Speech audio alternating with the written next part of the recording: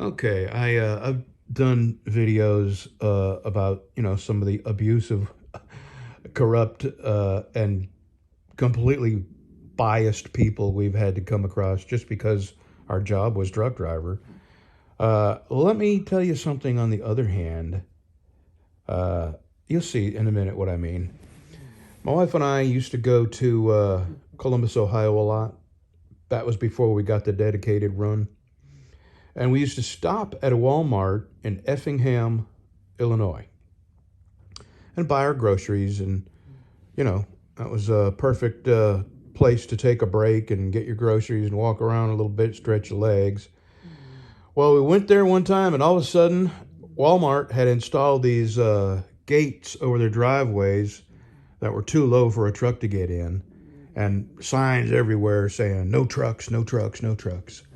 And we were pissed because that was the only place on the road that we could get off the interstate and pull right into a Walmart, get our groceries, and then get back on the interstate.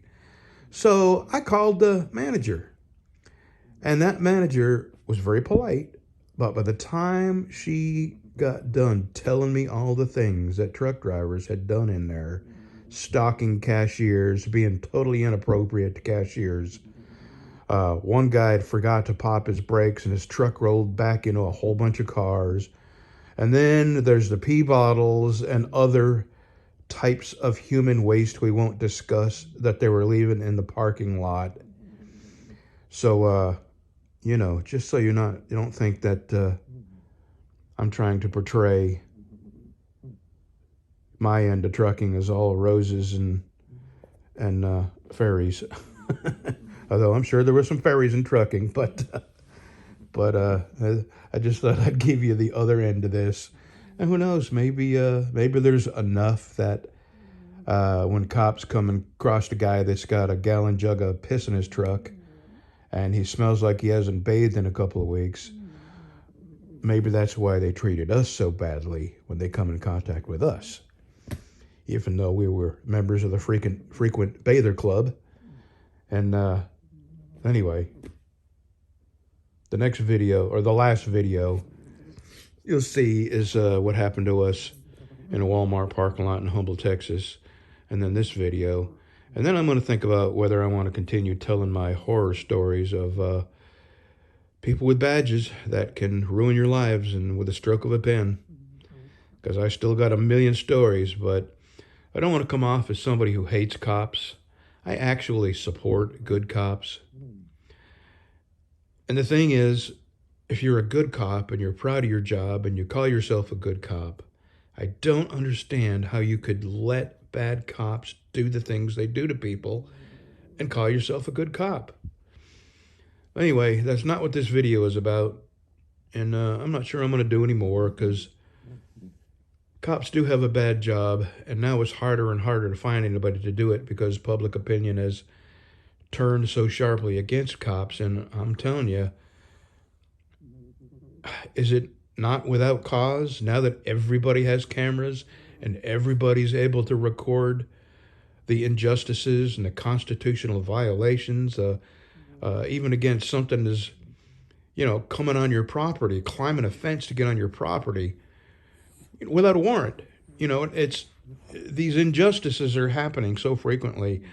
I actually don't think they're happening more frequently. I just think that people have cameras everywhere now, so there's no way they can hide the stuff that they're doing that's unconstitutional.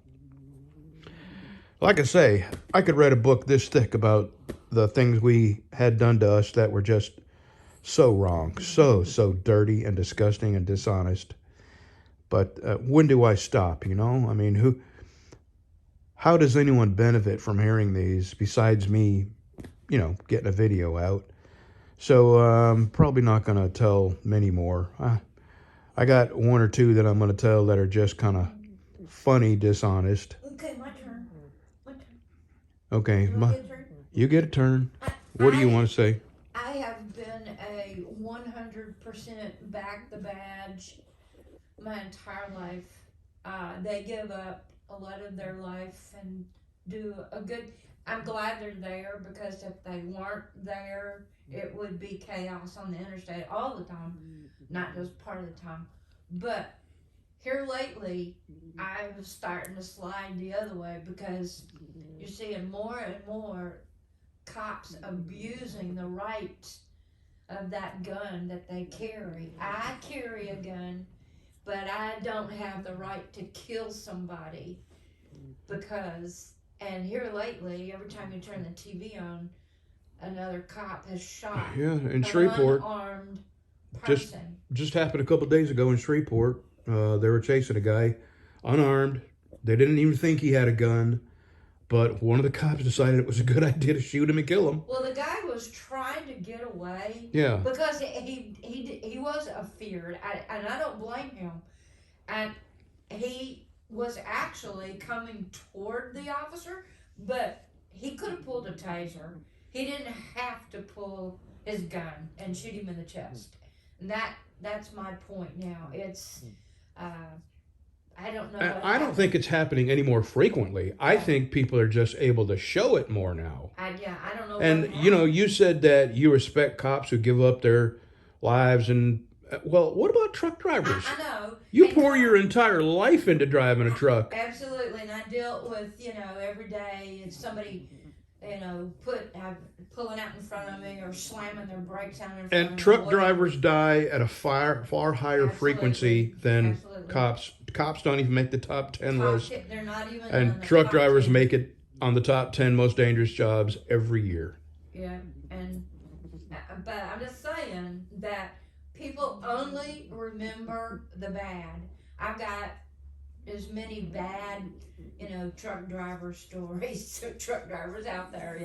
I got one more DOT story I'm going to tell about this is when I was young and I first became a long haul trucker. And that is when my whole idea of cops was shattered, when I had these things consistently happen to me that were so blatantly, it was like the mafia was shaking you down, you know what I mean? And that's what it felt like. That was so dishonest. And then they would smile in your face with that "what are you gonna do about it" kind of smile. And I got one more story I'm going to tell about that. And keep in mind, I got hundreds and hundreds. And then I got a scale story I'm going to tell you about a guy that would ticket tankers with no baffles, knowing he was doing the wrong thing, but would do it anyway because he could.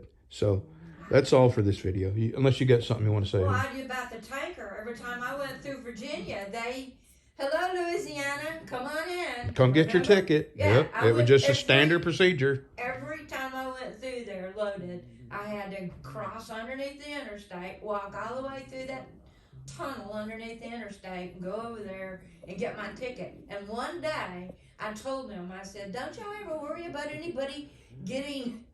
And there was a guy in the tunnel when I come walking through there. There was a guy just standing in the tunnel there, and I told him about it. They never called me in after that. Yeah. Yeah. Well, we'll tell that story later, but Well, I just told that. okay. That's all. Okay. Love you. Bye. Monday afternoon, so that'd be Tuesday, Wednesday, and you were in there two and a half days. $45,000. Can you believe that? They didn't do anything to you. Well, they just pumped me full of antibiotics. Ain't that something?